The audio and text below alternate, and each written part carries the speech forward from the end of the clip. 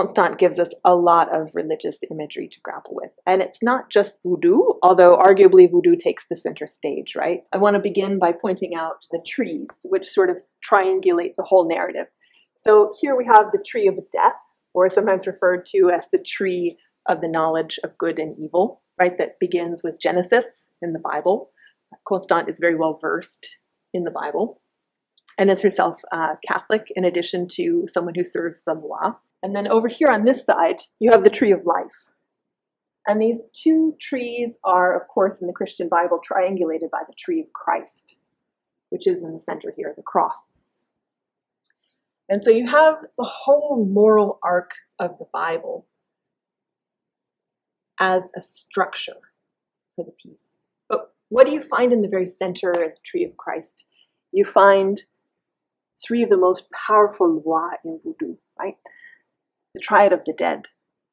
You have the Bawon Samdi, you have Grann Brijit, and she sometimes refers to this as Gede, or sometimes refers to it as Jean Samdi.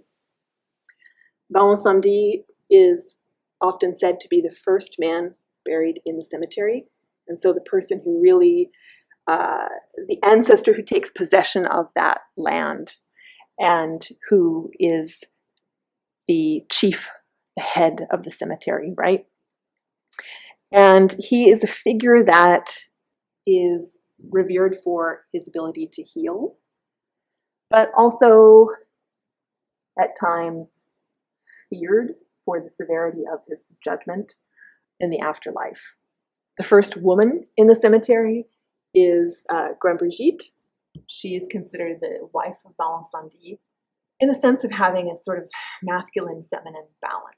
So in a way, you know, that the cross is this sort of erect, upright place for the Bawon Samdi, and the repository for Grann Brijit is often, the focal point is at a hole that goes into the earth, right? And I see this here where Constant has put a candle inside the eye of Grann Brijit, that when you're in the cemetery and you're at the shrine for Grann Brijit, people who have come to pray, and they put a little candle inside that, that entry into the earth to pray to her.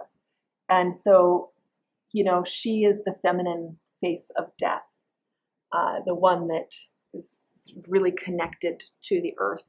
And here, her and her husband are grieving. In a sense, this is sort of a mythopoetic transformation that is unique to Constant's experience of Vodou and her vision of these spirits of death, that she is not showing them celebrating as they're sort of typically imagined. She is showing them brought to their knees in grief. She is showing them weeping, right? And that's sort of echoed by above her, there is an angel, right? A Catholic image. You know, even the Christian angels are crying in grief. And this figure here, this represents Gede. Then that is one of the smaller spirits under the Bawon Samdi. And there are many, many Gede. And unlike the sort of very serious Bawon Samdi, the Gede are sort of small tricksters, right? Also renowned for healing, but loved and embraced for their ability to tell truth, right? They're speaking from beyond the grave.